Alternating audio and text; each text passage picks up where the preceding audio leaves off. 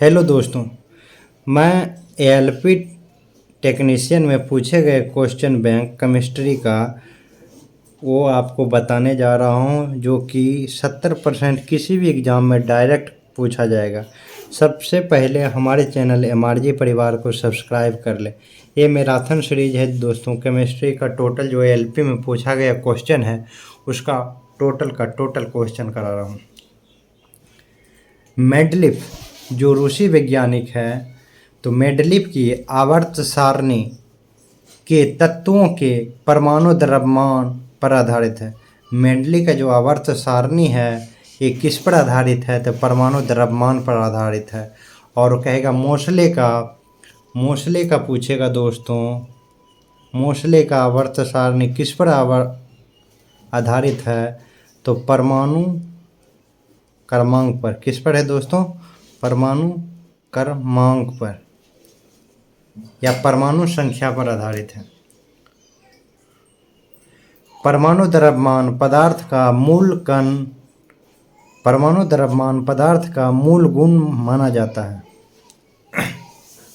दोस्तों, number of electron, number of proton और atomic number तीनों बराबर होता है। किसी भी तत्व का नंबर ऑफ इलेक्ट्रॉन, इलेक्ट्रॉन की संख्या, प्रोटॉन की संख्या या परमाणु क्रमांक तीनों बराबर होते हैं। इसीलिए इलेक्ट्रॉन उदासीन होता है, जबकि इलेक्ट्रॉन ऋणात्मक होता है, जबकि प्रोटॉन धनात्मक होता है। इसलिए परमाणु हर हमेशा उदासीन होता है। जितना इलेक्ट्रॉन होगा उतना प्रोटॉन होगा, दोनों कट के 0 बचेगा। इसलिए परमाणु क्या होता है? हर हमेशा उदासीन होता है।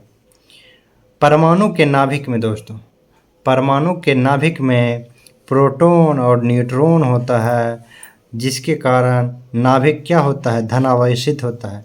पूछेगा नाभिक का खोज किसने किया था? तो नाभिक का खोज रदरफोर्ड ने किया था। एक डायरेक्ट क्वेश्चन रहता है दोस्तों, न्यूक्लिकों की संख्या, न्यूक्लियंस की संख्या या नाभिक की संख्या या द्रव्यमान संख्या या परमाणु भार,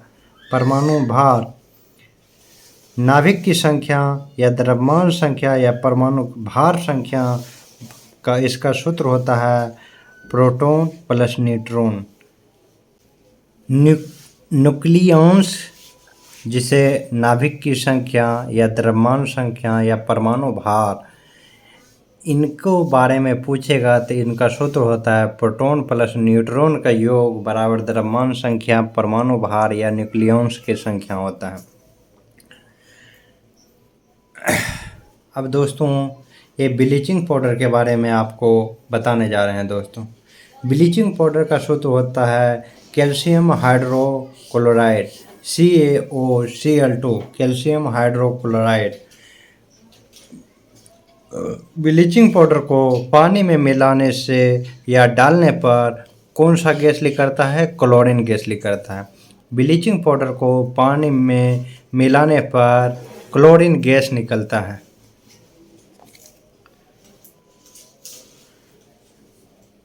इसका यूज किस में, उपयोग किस में किया जाता है? विरंजक यानी कि रंग उड़ाने में इसका उपयोग किया जाता है। किसमें? सूती कपड़ों में रंग उड़ाने में विरंजक का प्रयोग किया जाता है, विरंजक के रूप में किया जाता है। पेयजल को शुद्ध करने के लिए कैल्शियम हाइड्रोक्लोराइड यानी कि CaOCl2 का प्रयोग किया जाता है।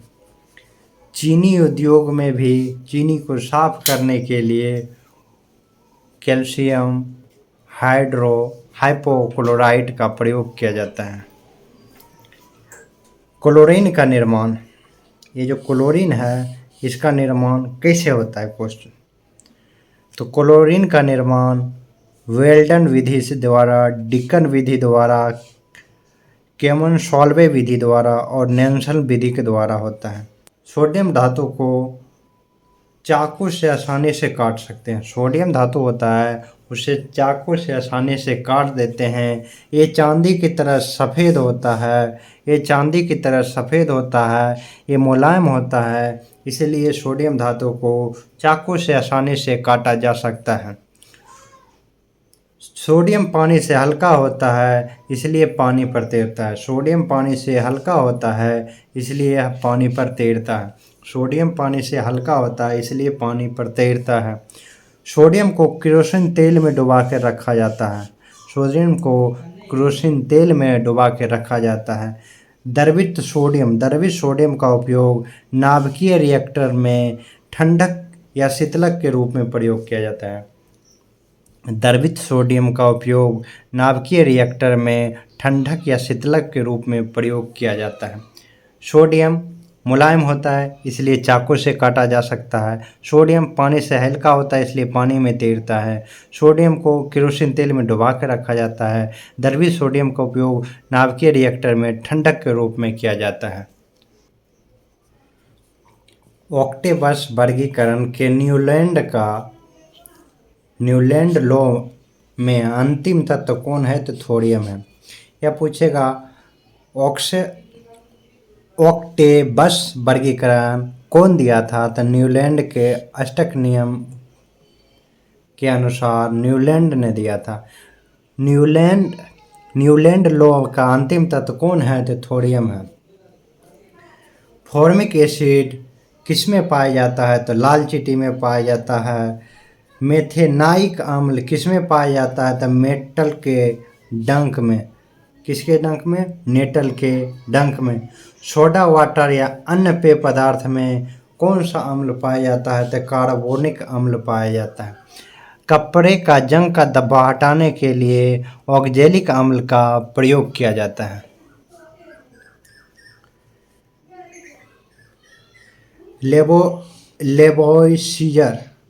लेवोइसीजर रासायनिक संयोजन के दो महत्वपूर्ण नियमों की स्थापना करके रसायन विज्ञान की नींव डाला, इसलिए लेवोइसीजर को आधुनिक रसायन विज्ञान का जनक कहा जाता है।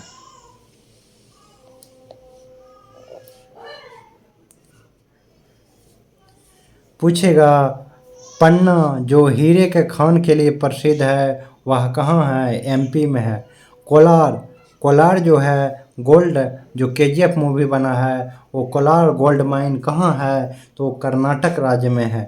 पन्ना एमपी में, कोलार गोल्ड माइन कर्नाटक में गोल्ड के लिए प्रसिद्ध है। और तांबा राजस्थान में खेतरी में तांबा, खेतरी एक जगह है राजस्थान में जहाँ पाया जाता है। पन्ना हीरे के खान एमपी में है। कोलार सोने की खान कर्नाटक में है। खेतरी तांबा की खान राजस्थान में है। सबसे कठोर तत्व बोलेगा प्लेटिनम होगा।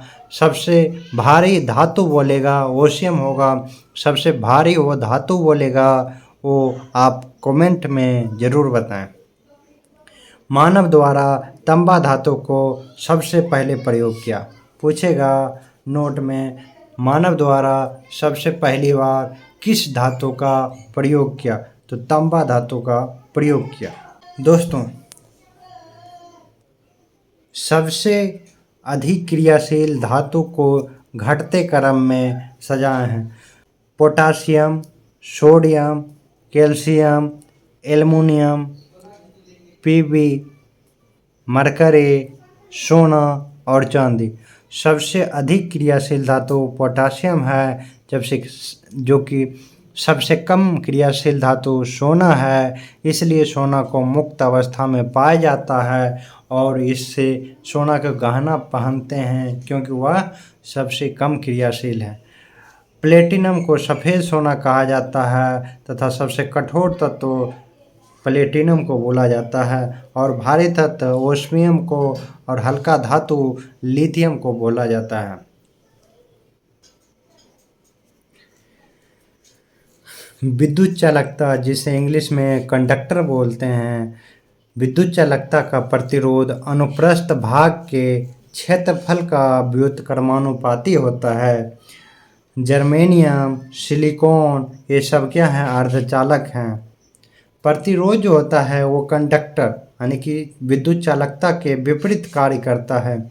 अत्यंत निम्न ताप का कुछ पदार्थ का प्रतिरोध शून्य तथा अति चालकता बहुत होती है, अनंत होती है दोस्तों।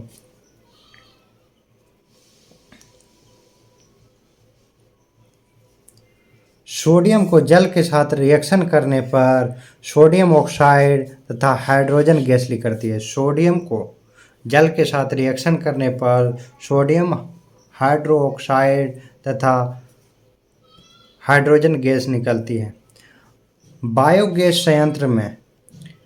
बायोगैस संयंत्र से उत्पन्न होने वाली gas carbon dioxide, hydrogen sulphide, methane gas और हाइड्रोजन गैस। पूछेगा मीथेन जो गैस होता है CH4 वो कहाँ से निकलता है, तो कचरा से निकलेगा, धान के खेत से निकलेगा, जानवर के जुगाली से निकलेगा, ये मीथेन गैस निकलता है। लेकिन बायोगैस संयंत्र से जो गैस उत्पन्न होता है carbon dioxide, hydrogen sulphide, methane और उसके बाद जो है ना ये हाइड्रोजन। पूछेगा ये कार्बन मोनोऑक्साइड जो है, कार्बन मोनोऑक्साइड ये शरीर के किस अंग को प्रभावित करता है और ये हमारे लिए क्यों ये नुकसानदायक है, तो ये हमारे रुधिर में जाकर ये ऑक्सीजन को प्रवाह को रोक देता है, जो फेफड़े में ब्लड क्लॉटिंग हो जाता है, जिससे ये फेफड़े से संबंधित बीमारी उत्पन्न करता है। अब क्लोरीन गैस से किसका निर्माण होता है, तो ब्लीचिंग पाउडर का निर्माण होता है। CaCl2 ब्लीचिंग पाउडर का सूत्र है कैल्शियम हाइड्रोक्लोराइड। इसका यूज ब्लीचिंग पाउडर का यूज क्लोरोफॉर्म में और कीटनाशक के रूप में होता है। उसके बाद आपका हो गया चीनी साफ करने में होता है, पेय जल को शुद्ध करने में होता है ब्लीचिंग पाउडर का उपयोग, और क्लोरीन गैस से ही ब्लीचिंग पाउडर का निर्माण किया जाता है। देखो जितना भी धातु है वो अम्लों के साथ अभिक्रिया करके लवण और हाइड्रोजन गैस बनाती है। धातु जितना भी है वो अम्लों के साथ अभिक्रिया करके लवण और हाइड्रोजन गैस उत्पन्न करते हैं या बनाते हैं।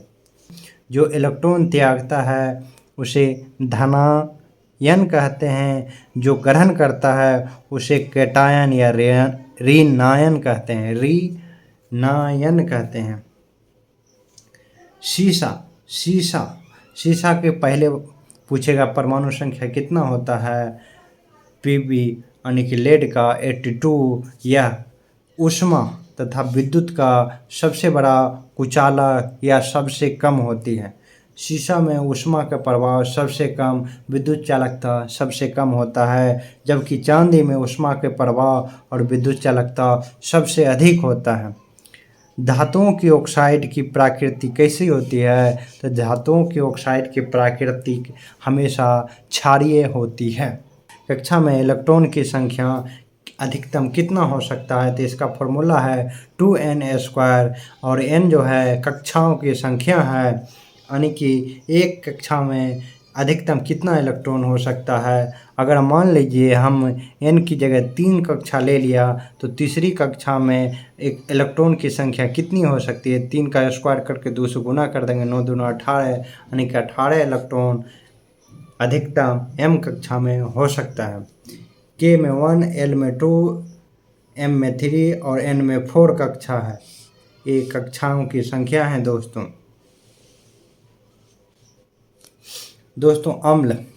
अम्ल का स्वाद हर हमेशा खट्टा होता है और इसका pH वैल्यू हर हमेशा 1 से लेके या 0 से लेके 7 के बीच होता है दोस्तों, 7 के बीच होता है।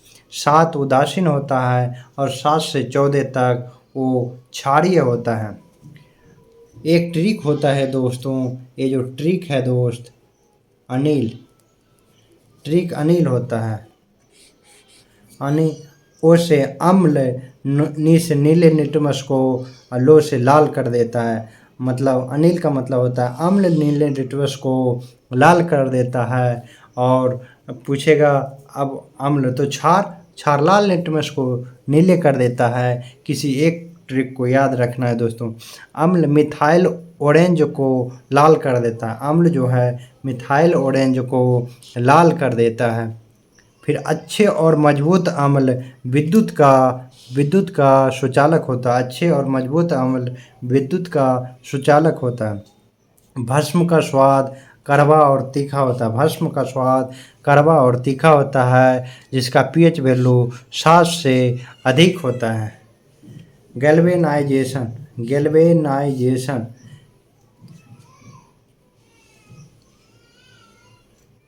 गैल्वेनाइजेशन गैल्वेनाइजेशन की प्रक्रिया लोहे में जस्ता की कोटिंग या परत चढ़ाने में किया जाता है। लोहे में जंग लगने से क्या होता है? इसमें लोहे लगने से फेरिक ऑक्साइड पदार्थ, लोहे में जंग लगने से फेरिक ऑक्साइड की परत चढ़ जाती है। यह एक लोहे में जंग लगना रासायनिक प्रक्रिया है। लोहे में जंग लगने से इसका भार बढ़ जाता है, और लोहे में जंग लगने से बचाने के लिए इसमें जस्ते का परत चढ़ाया जाता है, जिसे हम गैल्वेनाइजेशन कहते हैं। गैल्वेनाइजेशन कहते हैं। दोस्तों, जब हम आवधिक तालिका के समूह से नीचे जाते हैं तो सेलों की संख्या बढ़ जाती है। मुंह का पीएच मान 5.5 से कम होता है तो दांत का क्षरण शुरू हो जाता है। दांत का इनेमल सबसे कठोर पदार्थ होता है। हमारे शरीर का सबसे कठोर पदार्थ दांत का इनेमल है, जो कैल्शियम फास्फेट का बना होता है।